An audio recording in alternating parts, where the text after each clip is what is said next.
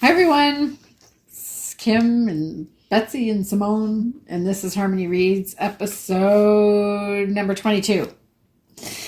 Welcome. So, I think I'm debating whether to start with this or end with it, but I think I'll start with it. So, I think we kind of hit a wall on the books a little bit. So, I don't know what to say. So I think that we're going to take a hiatus in the summer. So this will be the last episode that we're going to do of Harmony Reads for a little bit, and we are going to wrap up the books that we're reading. But Betsy's not even halfway through a big one, but we'll be able to talk it up and talk, whatever. Maybe in the next knitting podcast, we'll just say a little something about the books and just finish it all off, or maybe not. Maybe this will be it. We don't know. Cliffhanger, yeah. Stay tuned for the next season, which is be in the fall. And part of the decision to this is that we're all really kind of busy, and it was getting harder to find the time to really do some serious reading, and it felt a little bit like pressure. Mm-hmm. I mean, none of us really felt like we were giving the love to our books that we like to do. And then also, I just have to be completely honest, and the nuts and bolts of YouTube means that it was affecting the success of our knitting channel, because every second week we were having a podcast that was not performing at the same level as the knitting podcast. So if we do resume in the fall, it means that I have to create another channel to do the knitting podcast. And I'm not sure that I have the bandwidth or the time or the whatever to be able to do that. So it's all just going to be a little bit of a reset, and this will be the last episode. We'll be back to a knitting podcast every 2 weeks. It doesn't have any impact whatsoever on our knitting podcast, but you'll see our smiling faces once every 2 weeks instead of every Friday. But we have books to finish up. We do. So, I don't know who wants to go first, because Simone and I and Betsy all still have the books that we had in the last episode. Did you finish yours? No. Maybe I'll go first just because I have so little to tell. Okay. And I watched the movie. Okay. Since we sat here last, I actually watched the miniseries. Yeah. So, Have you read this story at all before? I haven't. This is not a reread. No. Oh, okay. I haven't read this before, and I know that I watched the miniseries forever ago, but I don't think I finished it. Okay. But I did enjoy it. So, but at this point in the book, you understand what's going to happen. Oh, yeah. Yeah. Yeah. Yeah. Have you read the book? No, it's interestingly enough one my sister keeps telling me to read and to watch. And I don't know why I haven't, because I've covered every other Charlotte Bronte, Jane Austen, like you name it. I've read it and watched it. So I don't know why I just keep avoiding this one. Yeah. It just hasn't been the right time and place for it to happen. No. And let's to be clear, we're talking about North and South, the English novel, not North and South, the Civil War drama, which everybody had a great laugh, because I honestly, when I did the editing for the last podcast, and you saw the look on my face the whole time you were talking, I was like, what is she talking about? Then I was like, well, I was thinking, oh my God, it's happening. I'm losing my mind, because this is not at all what I remember. Why am I so confused? I don't understand. I was like, so part of the look that was on my face was confusion, and the rest of it was panic. Like, oh my God, I've lost my mind. There we go, Simone. So yeah, I haven't made it too much further, but there has been a death, and it's an impactful death to the character, or the main character anyway, and other characters in the book. And they're in the middle of a strike. Things are getting violent, and there's a little bit of, no shade on Elizabeth Gaskell, but there's a little bit of Twilight-ish, teenage-ish angst between two of the characters. Oh, okay. I don't think that made it to the miniseries. What's that about? One of the characters falls in love with Margaret, and he professes his love, and she denies him. Oh, okay. And it's very, very teenage angsty. Okay. Yeah. Yeah, but that happens 3 times in the book. Yeah, this is time number 2. Oh, okay. Yeah, We're on this is time number 2. Okay. All right. So yeah, that aspect is just a little like. I never thought of it before, but it actually is kind of. But you have to. I think it's fair to say that the maturity level of the whole social whatever was not like things weren't as open. They were really kind of stuck in the. Yeah. So when I started showing my girls this type of movies and stuff, my oldest loves it. She'll wait for the whole story to unfold, and she just, gets into the drama and goes with the flow. And the youngest one is like, well, why doesn't she just tell him? Yeah.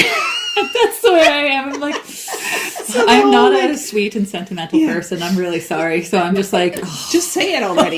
Yeah. Then my youngest is totally that. She'll be like, I don't get why she doesn't just say it. So we're talking about etiquette, late 1800s in England and the social norms that go with that, and the politeness and the propriety, whatever, like all of the pretense that goes around courting. And also with social hierarchies that are all mixed up in this case. Yeah. So anyway, and it's funny because I'm really not much of a romantic, and whenever they bring out the heavy themes of romance in books, I'm just like, can't read through this fast enough. Really? Yes. Oh, not a romantic person at all. I wouldn't have guessed about that. I don't know why, but it's just like, I find it so tiresome. Do you find it sappy? Yes. Okay, sappy. So it's sappy. And then whenever they get all, like I said, angsty, I'm just like, get over yourself. Just say what you mean. Why are you playing reader. This game? Yeah. So it's no shade on the book. It's just me being myself. It's the genre. No, because I've also read Pride and Prejudice and things like that, and that didn't bother me as much. Why not? I don't know. I think so. Jane Austen often writes her main character as a woman who breaks and pushes those boundaries. Okay. And so I think I identify a lot with them because, a lot of her Elizabeths and her, they're actually, they push what they are supposed to do. They're the ones who are sort of bucking against the system and she not is too. Following it. Yeah. She is too, because they're kind of coming up against class lines because they're in a manufacturing town, and they were so let's just higher society gentlemen, ladies from the South, right? And in the manufacturing town, it's like, oh, you're going to have to deal with manufacturers. You know what I mean? There's a very clear divide between those classes, but it turns out that they actually enjoy each other's company. You know what I mean? Let's just we'll just clear up so. The ones that are the genteel from the South and whatever have no money. Yeah. And the ones that are from the North that are crass and not the same class or self-made people that have a lot of money. Yeah. So that's the tension in the book. Yeah. But it's new money.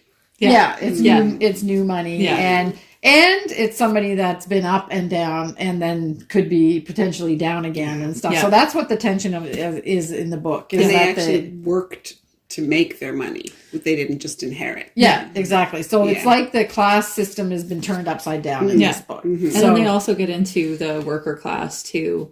Because she kind of she befriends a girl from the worker class and she gets to really see what it's like for these people at that time in history, because things were really, really hard for them. And with the strike going on and people going hungry because there's no work and there's no food, it's a really serious situation. Not to mention the healthcare. Or lack thereof. Well, the occupational health situation of a cotton mill factory. You didn't want to be there. I don't think that's it. So I think that So to be fair, I only watched the series, but it was a BBC series, so they tend to be fairly close to the book. So you haven't said anything that I don't recognize from the series, but I'm just wondering now. I might have to read that just to see if there's other. It's a complex story. It is, and I enjoy the non-romantic parts. And it's a little bit sappy and whatever, but the message behind it is... It's a very good read so far. Yeah, it's an important socio-economic lesson, or trying to have you understand what the others... Yeah, like an analysis of it. Yeah. So, and have you figured out how it's going to end? I mean, it's going to end the only way it can end, because it's a sappy... I figured that, but... romance. Yeah. How it all comes about is... I want to see the other nuts and bolts in it. Yeah. The way it all comes about is kind of unexpected in a way, but it's... So that's not... I'm trying not to do a spoiler alert, but it's predictable. Right. Which is what your problem is with it. Yeah. Well, I don't mind... The romance is just, I don't need it a whole lot. Yeah. It's not why you're reading the book. Yeah, exactly. The one, this is going to make me sound so prudish that it's all going to hurt to say it, but at least with these books, you don't have to worry about like gratuitous sex scenes and stuff like that. So, and I think that's why I love propriety novels. Yeah. So what we're talking about here is looking at somebody in a different way with a slightly different or coquettish look, having their hands accidentally touch each other, and oh my god, now you can't be seen in public because you're. Anyway, it's all very innocent. Yes. So, all right. So not one of your favorites then? No, it is really good. I like it a lot. There's little sections of it that I'm just like skipping over. Speed read. Speed reading. Yeah. Okay. Yeah. All right, Betsy. So I quickly finished The Birth House last night because I was I saw this. And I have this marked for a reason. We'll get to that in just a second. So I read The Birth House by Amy MacKay. Takes place in Scots Bay, Nova Scotia. We're early. It's First World War, I think. Her brothers go off to the First World War. But not a whole lot of focus on that, other than she is not in favor of it, and she kind of defends some of the gentlemen who get the white feather put in there, because she would just prefer that they be at peace. So she is a midwife, or becomes a midwife. Kind of the whole book is the tension between whether she should be or not. Because of the time. Because of switching to medicine. Exactly. Right, and a doctor has shown up in their town and is trying to convince the women of her village to come to his maternity ward, where he can help them have their babies with no pain and no knowledge that they had them. And it's fast and it's easy. So convenient births. But complications come with that as well. So she is, I think it's the look into midwifery as more than just birthing babies. The all the surrounding care and support that goes with that. And she does get married at one point. It doesn't turn out quite how she hoped. She kind of got married because it seemed like a good idea, and of course he was a bit of a letdown. So anyway, didn't want her to midwife anymore. Just not a really very nice guy. But that all gets taken care of. Did you talk to her while she was trying to count her rows of knitting? No, we are not even remotely going to compare him with Ken. No. No. If you don't watch the knitting podcast, you can guess what happened.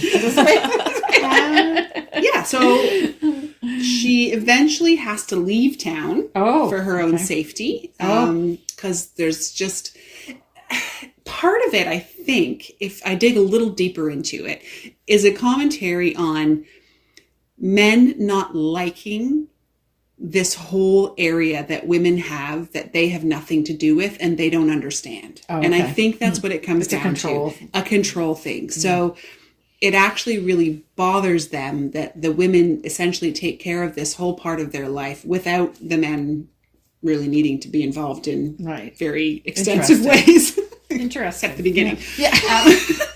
So I think that's a bit more what it is. So that's like some of the men in the town just hate her because I think she's just represents something that they can't be. Yeah, that they can't do and they don't understand and they can't help with. And she also starts introducing some help for the women that maybe don't want to have 16 children. Right. And then the men don't appreciate that knowledge. So I'm just kind of thinking back to like all the books we've read and all the books we've talked about and stuff like that. And I mean, certainly for me, I don't choose a book based on the social message but it does seem to be kind of a reoccurring thing. So I'm just wondering in general, if you're not into like some of the other genres like dystopia novels and things like that, I don't know. It seems like all the books that we read have that's the tension. Is that the main tension between men and women in society, I guess? I also wonder too if like you'll find themes that are resonating with other things going on around you and in the world as well. Yeah, right? I suppose. Yeah. So there might be some of that, but maybe just the time period that this stuff was written. Yes. So not that where the story is taking place necessarily, but the authors who were writing it, a lot of it are working through. That would be the major. And I think if you're a female author and you're a female in this world and in this day and age, we are trying to figure out how this does all work and how, because things have changed quite a bit. I remember talking with my girls thinking, in the 90s, I would have said, oh yeah, women's rights, of course, like it all, I would have said I grew up in an era that was, no problem. But I go back now and I watch some of those 90s movies with them and they're like, Mom,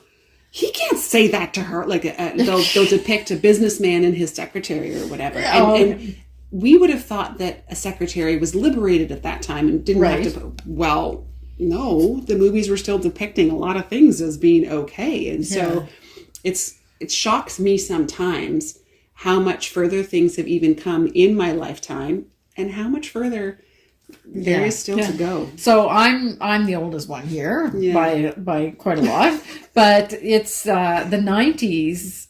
Even for you guys, I mean, you can remember the 90s, and that's when you were. Yeah. So it seems like we don't realize how much things have changed. But the 90s was actually 30 years ago. Yeah, I know. So what?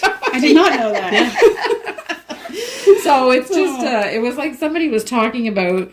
When they do price things and compare prices or whatever, and somebody was saying when coffee was 99 cents a pound or whatever, and then it was 1989 or 1990 or something. I was like, what?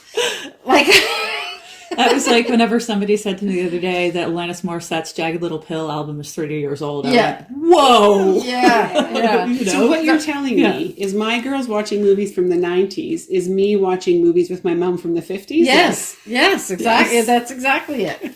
And it's not, we don't understand, like time, and I actually do think that time has sped up. Like, because so many things happen, like it just because of the way of the world, like so many, there's so many new discoveries and that's accelerate the technology. And then, the social norms have changed with the technology is influence and stuff that it's just, it's a bit crazy, but it is, we're kind of off on a tangent, but it is still, and then it's also surprising because we all congratulate ourselves about people of my generation congratulate themselves about how far that they are coming. And then, there are still some of those stereotype things that are happening. Like if you grew up being surrounded by, like the women's right movements and stuff like the 70s and stuff like that, you would never believe that we're still fighting those same things, those battles. Yeah, exactly. It's crazy. Crazy. So what I did, my little bookmark here, I also think it's humorous because one book, the bookmark is like, I don't know, a ripped off piece of I think it's the library slip. And then I'll show you my other one later that I handmade myself. Okay. Anyway, so I just wanted to, so in this, they end up having the official meeting of the Occasional Knitters Society.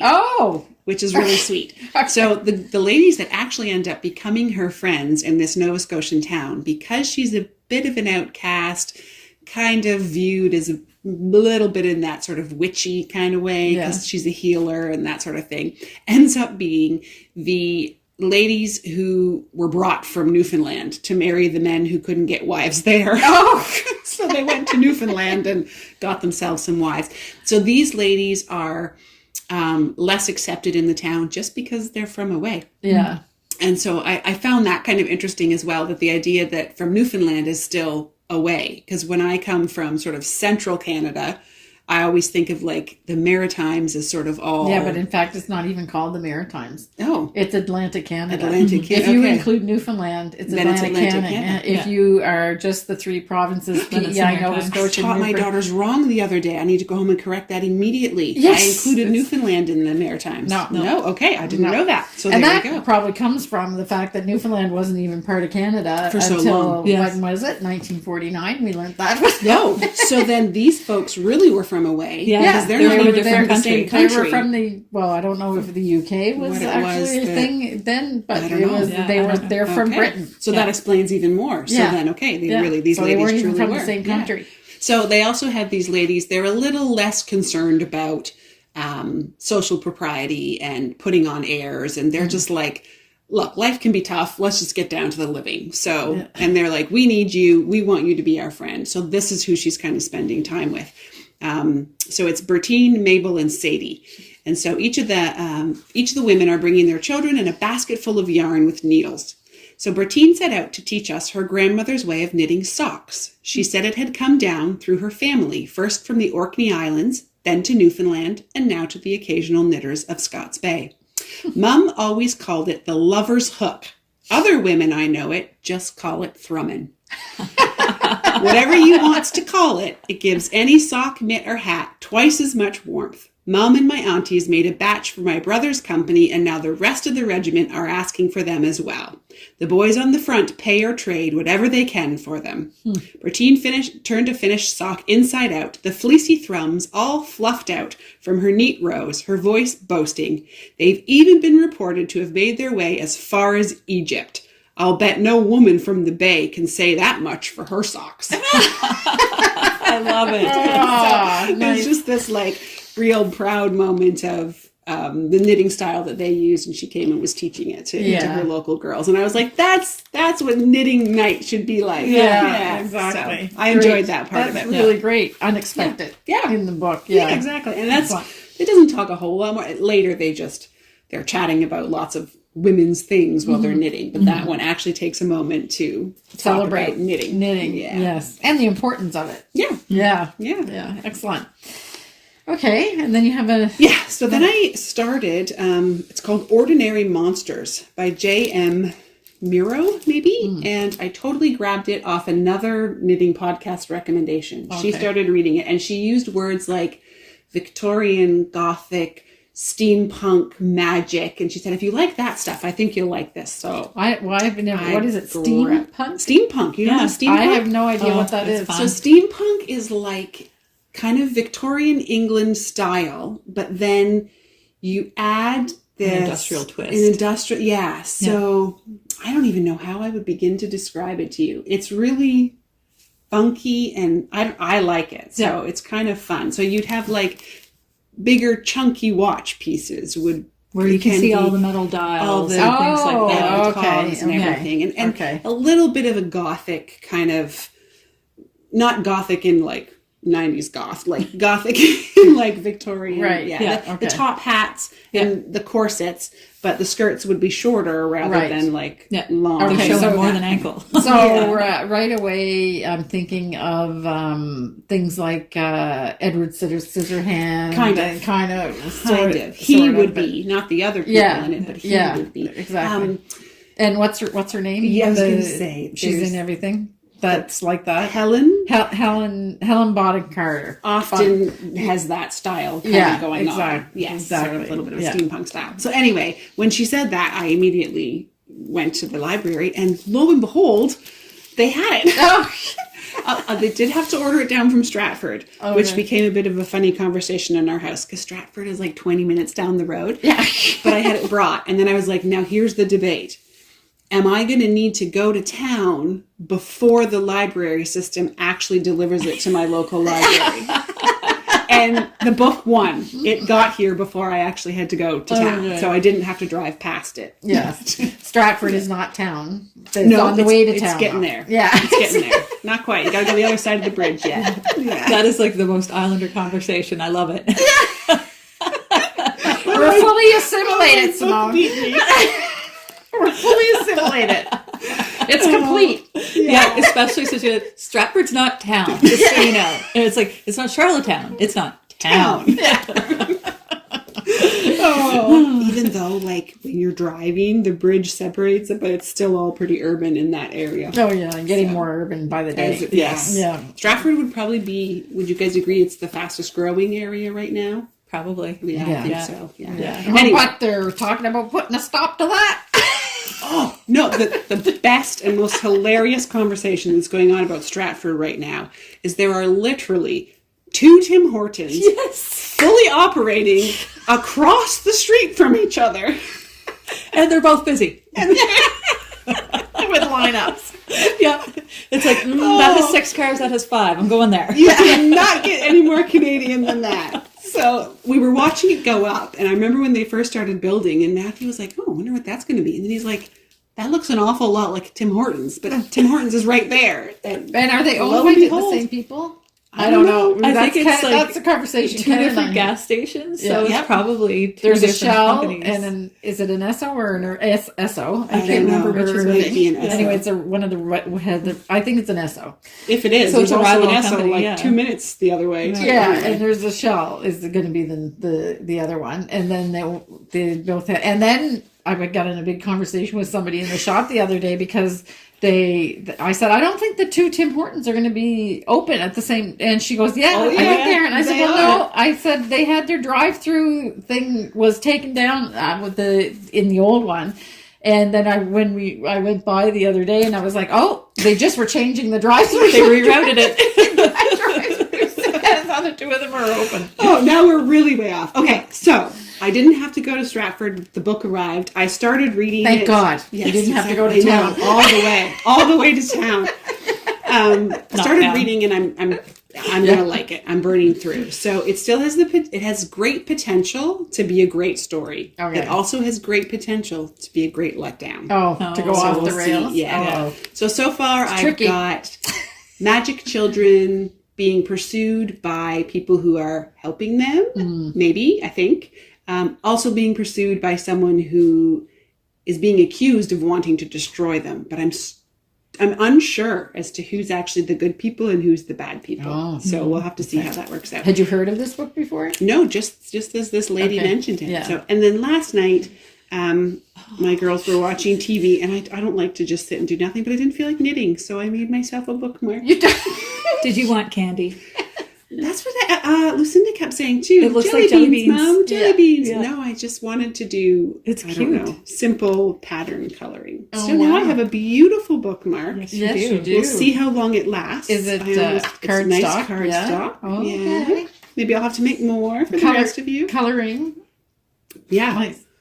With my daughter's fancy markers. Oh, what's her fancy marker? They're new to me, alcohol markers or something. okay. So apparently Yeah. they blend better. Yeah. I don't know. She did all kinds of research for them and bought them with her own money. And Oh, she's very proud of them. Oh, okay. She's the real artist. She actually does a lot of art. Yeah.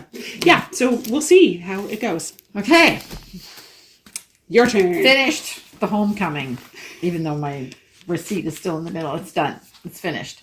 And? So, really, you think you've got it figured out, and then it's like, whoops, nope, that's not right. And then that seems like it's going to end, but you have a lot of pages left. And then it was like, whoops, okay, that's not right. And I was trying to get something out of Betsy is like trying to pull, what is it, Excalibur out of the stone? You can't get I refuse to ruin the story for you, Kim. I was texting. Okay. So it's got something to do with the dahlias. Is this what? Okay, I think I'm gonna hit anyway. So I was on the right track, but not for the right reason. Like it was completely anyway.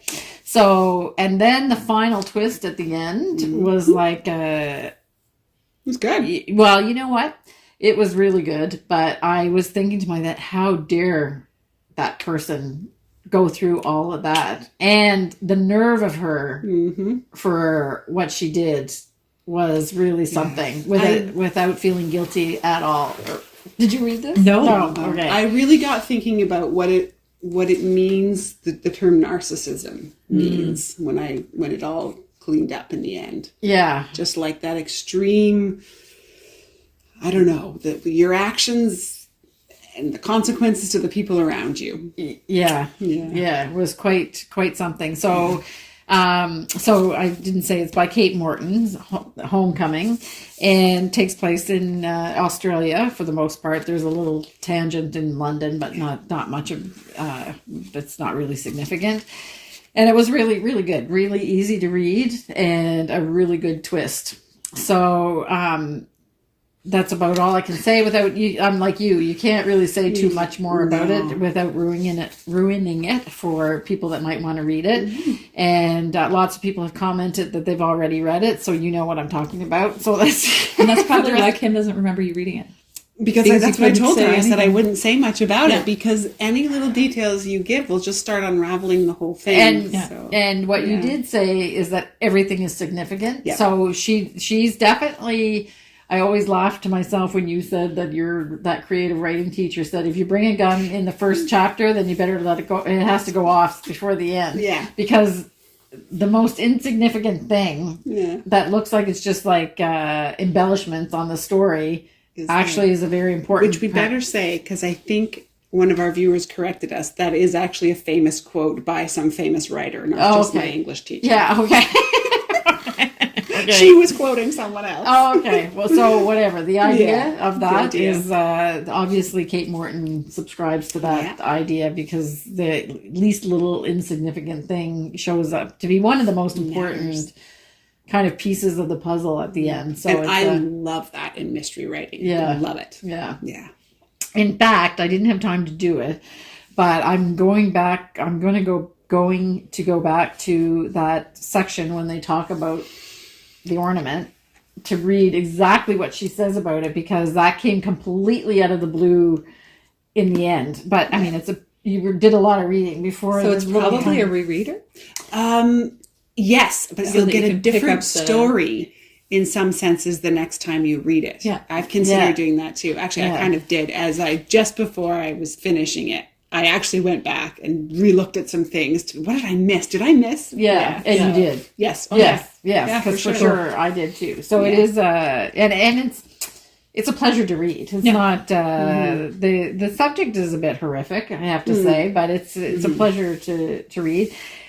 So then I was actually talking with a customer that has read Kate Morton too, but the device the literary device that she uses, like there's 3 or 4 stories going on, and the way that she handles it is effective, because you can keep them. It's not a problem to keep the different stories straight in your head, but there's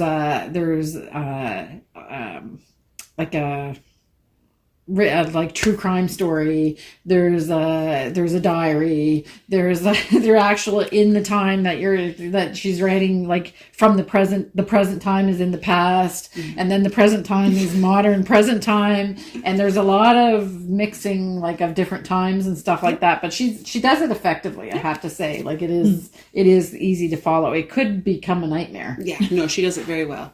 Yeah. And different places, and people coming in and out, and like making sure that, because sometimes you'll hear renditions of the same event from different people. Yes, and making sure that she gives the right information, but not giving away the story. Yeah, when that person is sharing their version of it. Yeah, you get additional little pieces, but they still don't fully make you understand it all later. Yeah, it's really a shock at the end, actually. So I'm surprised it hasn't been made into a movie.